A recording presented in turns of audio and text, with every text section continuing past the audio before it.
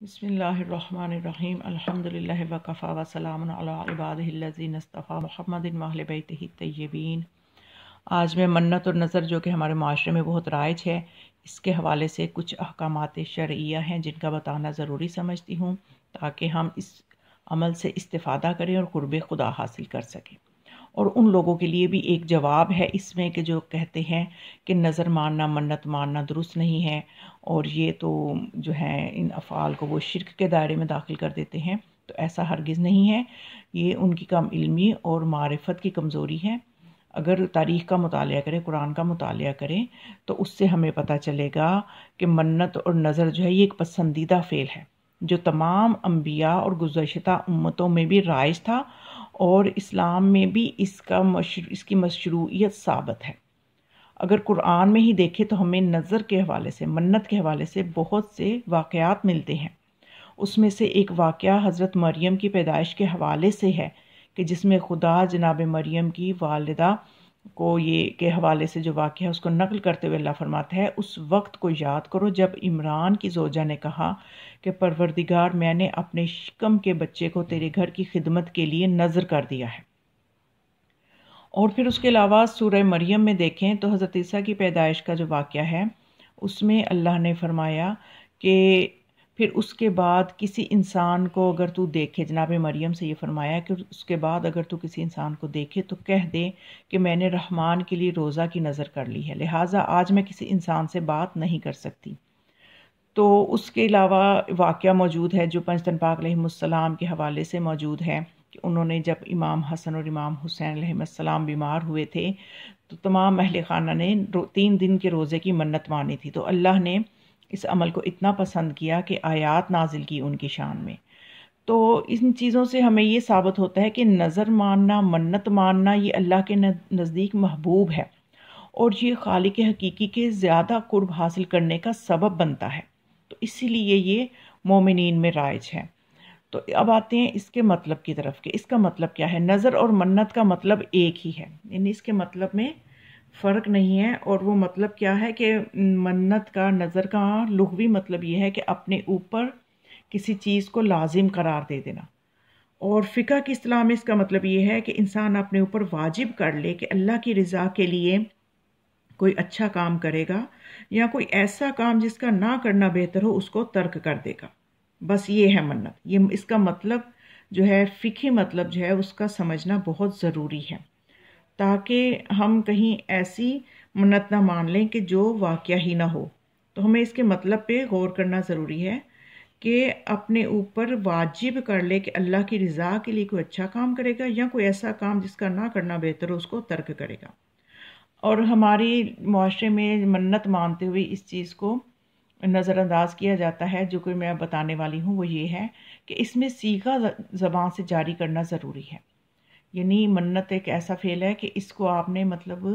دل میں تو اس کا ارادہ ہونا ہی چاہیے، دل میں ارادہ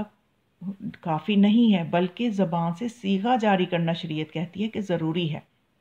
اور وہ صیغہ اگر عربی میں ہو تو تب بھی ٹھیک ہے، اگر عربی میں نہیں ہے، آپ نہیں کہہ سکتے، تو جس زبان میں بھی جو آپ کی زبان ہے اس میں ہی آپ صیغہ ضرور جاری کریں۔ زبان سے صیغہ جاری کرنا ضروری ہے۔ مثلا جیسے کوئی یہ منت ماننا چاہتا ہے کہ اس کا مریض ٹھیک ہو جائے، صحت یاب ہو جائے، تو باقاعدہ صیغہ جاری کرے کہ اگر میرا مریض صحت یاب ہو گیا تو مجھ پر لازم ہے اللہ کی رضا کے لیے میں 100 روپیہ یا 200 روپیہ جو ہے معین کریں۔ اس میں یا والی بات نہیں ہونی چاہیے، جتنی بھی صلاحیت اور استطاعت ہو اس کے مطابق ایک چیز معین کرے کہ میں 100 روپیہ غریب کو دوں گی۔ تو یہ صیغہ جاری کرنا ضروری ہے۔ یہ ایک وہ اہم مسئلہ ہے جس کی طرف میرا خیال ہے کہ اکثریت جو ہے وہ متوجہ نہیں ہے، لیکن شریعت یہ کہتی ہے کہ زبان سے صیغہ جاری کرنا بھی لازمی ہے دل کے ارادے کے ساتھ۔ اور یہ بھی ضروری ہے کہ منت ماننے والا بالغ ہو اور عاقل ہو اور اپنے ارادے سے، اختیار کے ساتھ منت مانے۔ لہٰذا کسی ایسے شخص کا منت ماننا جسے مجبور کیا جائے تو وہ درست نہیں ہے۔ اور یہ یہاں پہ بھی ہمارے ہاں غلطی یہ ہوتی ہے کہ بیٹی بیمار ہے تو ماں نے روزوں کی منت یا کوئی بھی منت مان لی کہ اللہ میری بیٹی کو صحت دے تو وہ اتنے روزے رکھے گی۔ اب یہ منت شرعاً واقع ہی نہیں ہوگی، کیونکہ شرعی مسئلہ یہ ہے کہ انسان اپنے ارادے سے منت مانے، خود مانے، کوئی کسی کے لیے منت نہیں مان سکتا۔ اور یہ بھی ہمارے ہاں ایک معاشرے میں غلطی ہو جاتی ہے کہ ہر کوئی کسی دوسرے کے لیے بھی کوئی نہ کوئی منت مان لیتا ہے، تو وہ منت اصل میں واقعی نہیں ہوتی، انسان نے خود منت ماننی ہے، اپنے ارادے سے ماننی ہے۔ اور اس کے علاوہ یہ ضروری ہے کہ شوہر کی اجازت کے بغیر عورت کا ان کاموں میں منت ماننا جو شوہر کے حقوق کے منافی ہوں صحیح نہیں، اور اسی طرح عورت کا اپنے مال میں شوہر کی اجازت کے بغیر، حالانکہ وہ عورت کا اپنا مال ہے لیکن شوہر کی اجازت کے بغیر منت ماننا، آیت اللہ سیستانی فرماتے ہیں محل اشکال ہے، یعنی مشکل ہے کہ وہ منت واقعہ ہو۔ تو اس چیز کا بھی لحاظ جو ہے منت ماننے سے پہلے ضروری ہے خواتین کے لیے کہ وہ اپنے شوہر کے نالج میں لائیں۔ لیکن آیت اللہ سیستانی فرماتے ہیں کہ اپنے مال میں سے، یعنی عورت کا اگر اپنا ذاتی مال ہے تو شوہر کی اجازت کے بغیر حج کرنا، زکوٰۃ دینا، صدقہ دینا اور ماں باپ سے اور رشتہ داروں سے حسن سلوک اور صلہ رحمی کرنا، یہ درست ہے، یہ چیزیں درست ہیں کہ چاہے شوہر کی اجازت نہ بھی لے، لیکن منت ماننے کے لیے چاہے عورت کا اپنا ہی مال ہو، شوہر کی اجازت لینا ضروری ہے۔ اور پھر ایک اور اہم مسئلہ ہے کہ اگر عورت شوہر کی اجازت سے منت مانے تو شوہر اس کی منت ختم نہیں کر سکتا اور نہ ہی اس سے منت پر عمل کرنے سے روک سکتا ہے، یعنی ایسا نہیں ہے کہ پہلے اجازت دے دی، یعنی جیسے عورت نے شوہر سے اجازت لے کے گھر میں مجلس رکھ لی،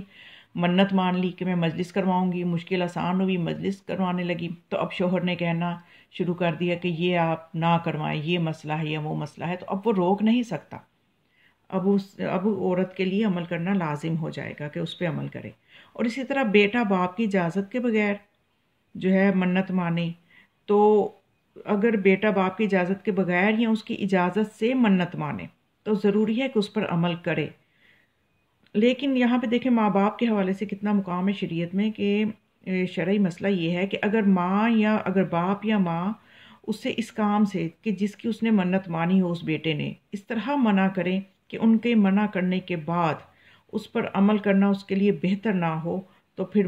وہ منت جو ہے یہ کل عدم ہو جائے گی، یعنی اس کا وجود ہی ختم ہو جائے گا، اس کو انجام نہیں دینا چاہیے اس لڑکے کو، اس بچے کو، کہ جس کے ماں باپ اسے اس انداز سے منع کریں کہ ان کا منع کرنا جو ہے وہ اتنا شدید ہو، اس میں اتنی شدت ہو کہ اب اس کے لیے بہتر نہ ہو اس پہ عمل کرنا۔ اور ایک اور بہت اہم مسئلہ ہے کہ انسان کسی ایسے کام کی منت مان سکتا ہے کہ جسے انجام دینا اس کے لیے ممکن بھی ہو۔ مثلاً اگر کوئی منت مانتا ہے کہ پیدل چل کر کربلا جائے گا تو اس کے لیے ضروری ہے کہ وہ صحت مند بھی ہو، اگر وہ صحت مند نہیں ہے، اس کی صحت اجازت نہیں دیتی تو اس کی منت واقعی نہیں ہوگی، اس کو منت ہی ایسی چیز کی ماننی چاہیے جو اس کے اختیار میں ہو کہ وہ ویسا کر بھی سکے، کہ اگر اس میں یعنی اس کے کوئی چل نہیں سکتا، چلنے میں کوئی مسئلہ ہے اور وہ منت مان لے کہ میں چل کے جاؤں گا تو یہ منت واقعی نہیں ہوگی۔ اور اس کے علاوہ ایک بہت اور سب سے اہم جو بات ہے وہ یہ ہے کہ اگر کوئی شخص منت مانے کہ کسی مباح کام کو انجام دے گا، یعنی مباح کام جو ہے یہ وہ ہوتا ہے کہ جس کا کرنا نہ کرنا برابر ہو، کیونکہ شریعت کے جو احکامات ہیں ان کی 5 قسمیں ہیں، یا تو وہ احکامات واجب ہوتے ہیں کہ جن کا کرنا لازم ہے، یا وہ احکامات جو ہیں حرام ہوتے ہیں شرعی اعتبار سے کہ جن کا نہ کرنا لازم ہے، یا وہ احکامات مکروہ ہوتے ہیں کہ جن کو اگر انجام نہ دیں تو بہتر ہے اور انجام دیں تو ثواب کوئی نہیں، یا وہ احکامات جو ہیں وہ مستحب ہوتے ہیں کہ جن کو بجا لائیں تو ثواب ہے، بجا نہ لائیں تو کوئی گناہ نہیں۔ تو ایک ہوتی ہے 5ویں قسم مباح کام، تو اس کا کرنے میں ثواب کوئی نہیں، ترک کرنے میں گناہ کوئی نہیں۔ تو اگر کوئی کسی مباح کام کی منت مان لے تو پھر اس کا کیا حکم ہے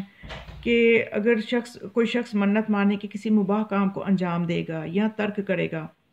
تو اگر اس کا کام کا بجا لانا اور ترک کرنا ہر لحاظ سے مساوی ہو تو اس کی منت صحیح نہیں، یعنی اس میں کوئی نہ کوئی اچھائی کا پہلو ہونا چاہیے۔ اگر کسی مباح کام کی بھی کوئی منت مان رہا ہے کہ میں اپنے گھر کے فلاں کمرے میں نماز پڑھوں گا، تو یہ بظاہر ایک مباح کام لگتا ہے، لیکن اگر اس کی نیت میں یہ ہے کہ میں اس کمرے میں چونکہ وہ شور شرابے سے دور ہے اور میں خشوع و خضوع سے نماز پڑھ سکوں گا، تو پھر اس میں چونکہ یہ خشوع و خضوع کا پہلو آ گیا تو اس لیے منت صحیح ہے۔ اور اگر کوئی مقصد ہی نہ ہو، کوئی بے مقصد سے فعل کی منت مان لے کہ جس کے ترک کرنے میں بھی کوئی ثواب نہیں ہے، جس کے بجا لانے میں بھی کوئی ثواب نہیں ہے، تو اس میں پھر جو ہے انسان کی ایسی منت واقعہ ہی نہیں ہوتی شریعت میں۔ اور ہمارے آپ کو غور کریں معاشرے میں بہت سی ایسی منتیں مانی جاتی ہیں کہ جن کی مجھے تو سمجھ نہیں آتی کہ جن کے بجا لانے میں کون سی خیر و خوبی ہے اور جن کے ترک کرنے میں کون سی خیر و خوبی ہے۔ تو اس لیے ہمیں یعنی یہ منت ماننے سے پہلے غور کرنا چاہیے کہ یہ عمل اپنے اندر صلاحیت کیا رکھتا ہے۔ مثلا جیسے دیکھیں بہت سے جو ہیں کڑے پہنے جاتے ہیں، چھلے پہنے جاتے ہیں، یا اس قسم کی ہماری عزاداری میں منتیں آ گئی ہیں، تو ان کا کسی کو بھی کوئی فائدہ نہیں ہو رہا ہوتا، نہ خدا رسول کا قرب مل رہا ہوتا ہے اس سے۔ اچھا ایک منت، اب آپ کے اس میں اچھائی کی نیت کیا ہے آپ وہ بتائیں کہ مثلا جیسے اگر سیب ہیں، زیارتوں پہ سیبوں کی منت کی جاتی ہے کہ میں اتنے سیب نظر کروں گی، اتنے کلو سیب نظر کروں گی، میری مشکل آسان ہو جائے۔ تو اس میں بھی ہم ایک پہلو نکال سکتے ہیں کہ سیب کھائیں گے مومنین، ان میں توانائی آئے گی، اور مومنین کا دل خوش ہوگا تو اللہ خوش ہوگا، تو اللہ کی رضا کا پہلو آ گیا، کیونکہ منت کا اصل مقصد یہ ہے کہ اللہ کی رضا کے لیے ہو۔ تو پھر چلو اس کو جب آپ اپنی ارادے میں یہ چیز آپ کی ہوگی تو پھر وہ سیب والی منتیں تو سمجھ میں آ گئی، وہ ٹھیک ہو جائیں گی۔ لیکن بہت سے ایسے فعل ہیں کہ ان کے لیے آپ کوئی رستہ ہی نہیں نکال سکتے کہ وہ آپ کس لیے مان رہے ہو، تو اس لیے ان سے اجتناب کریں۔ یہ وہ منت کے حوالے سے ضروری کچھ پیغامات تھے جو میں چاہتی تھی کہ آپ کے گوش گزار کر دوں۔ تو آپ لہٰذا ان مسائل کو اپنے تک محدود نہ رکھیں، اور ان کو آپ نے جو ہے آگے بھی دوسرے مومنین تک بھی ان مسائل کو پہنچائیں، تاکہ دوسرے مومنین بھی اور مومنات بھی ان سے استفادہ کریں۔ اور آپ اس چینل کو بھی سبسکرائب بھی کریں اور اس کو زیادہ سے زیادہ ان علمی مسائل کو آگے پھیلائیں، تاکہ نیکی کے پھیلانے میں، علم کے پھیلانے میں آپ کا بھی حصہ ہو جائے۔ والسلام علیکم ورحمۃ اللہ وبرکاتہ۔